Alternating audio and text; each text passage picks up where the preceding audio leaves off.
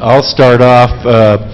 I'd like to know why you did not recommend that this stock be sold. Everything looks awful. Yes, according to our industry analysis, it could be a sell, but we base our recommendation on CFA that says that with a zero potential upside, it should be a hold recommendation. If you hadn't been restrained by that, would you have issued the sell recommendation? Yeah, we will totally make a sell recommendation simply because of the reason that ROE is below the cost of equity. That is the principal reason. And finally, it's important to remember that with our optionality, the strategy that we recommend, we will actually recommend to buy. So it's a very volatile set of recommendations.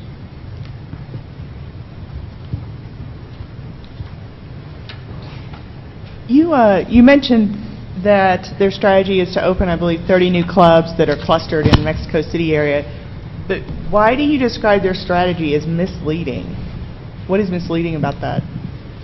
Yeah, well, we think that this is misleading because this is not the best strategy that they could follow, because the industry potential is in the other market, in the low-end market, and in expanding to other states. Yes, Sportswell, our company, is focusing on the 4% that is classified as high-end, whether there are other 30% of low-cost end that could be, well, the potential is in that 30%, and the company is focusing on the 4% just.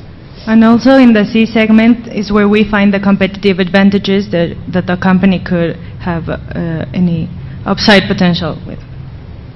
This potential in the low-end segment is because the main participants are informals, and there is where Sportsworld do have competitive advantages against them. So there's the potential. In your analysis, you've highlighted that it's very capital intensive. I get that. Did you consider whether or not there's a leasing opportunity for them? And if so, to what degree would that impact their margins? A leasing opportunity to lease the equipment instead of buying the equipment. They actually lease the places where they have their clubs.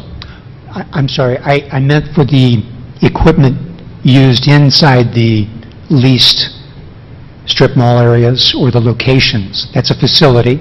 I'm trying to drill down on the equipment. Yeah, they do lease the equipment. They only invest money in making adjustments to the place, to the local. Gotcha. And finally, just to add something to the leasing, we actually found that Sportsworld was paying a 44% below the market cost of all their square meters. So we actually forecast that lease will increase in the future as it comes more close to the actual market prices.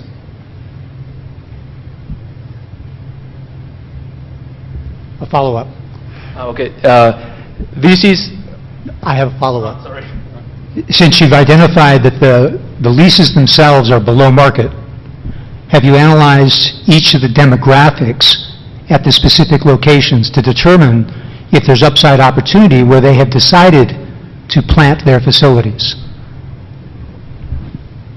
Can you repeat just quickly? Every location may have a unique set of demographics. Maybe they decided to open an office in one area because it has a lot of high-income people there. Maybe there's different demographics.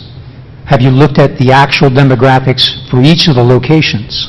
Yeah, we did. And actually, we did this field research, and we had the outcome of the possible cannibalization, because their clubs, almost 30% of them, are really close to each other, in like a 5-minute car travel in between them. So we did analyze these demographics. Yeah, for example, we analyzed the different states where the high-end people are a very high potential in some states. My question, is it open? Hi, my question deals with the fact that, have you considered that maybe if there's no growth opportunity, the company, since it is an open company, may give more dividend to their shareholders potential bias in the investment recommendation? Yeah, what we actually will recommend the company will not be to give dividends because they're growing a lot. We will recommend that they will grow in a more intelligent manner and in places where they can benefit from high-end customers or from C-low segment, the low-end segment where they can really benefit. So paying dividends right now will not be our first recommendation. It will be the second one, that they give more value to shareholders by dividends instead of investing with ROE below cost of equity. But we do believe that the company will pay dividends in the future since it is actually creating a lot of free cash flow in 2017 and 2018. So we do think that this will happen in 3 or 4 years. And was that incorporated in your valuation? Excuse me? Was the prospect of paying dividends part of your valuation? No, it wasn't, because the company actually give guidance to open clubs and that they won't give dividends. So we believe that we should follow the guidance from the company because that's the main line we should follow. At least until we have more news that they have a specific year where they will pay dividends.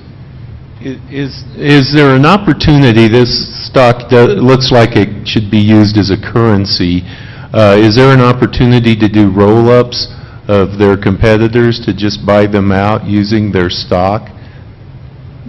Yeah, the company is 100% in pesos currency, and we think that right now there will not be any M&A or any acquisitions in business because the company was funded by private equity, and the private equity will make an exit probably in 3 years. So right now they're not really interested to sell.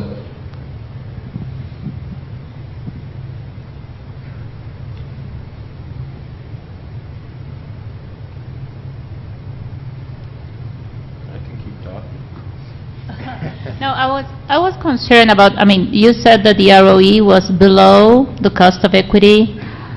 So did you consider in your analysis the fact that there is an excess cash from operations? Well, we consider that all the cash flow they're making all goes to CapEx and all goes to expansion. So you have a lot of growth. That is your question? Yeah, it is. Yeah, so all the cash they're generating, it will go to CapEx and for organic growth right now. But yeah, in the future, as we said, we think that the company should pay dividends because of the ROE. And additionally, this is one of our drivers, the high cash flow generation, because all their CapEx since 2016 is going to be funded by cash flow from operations.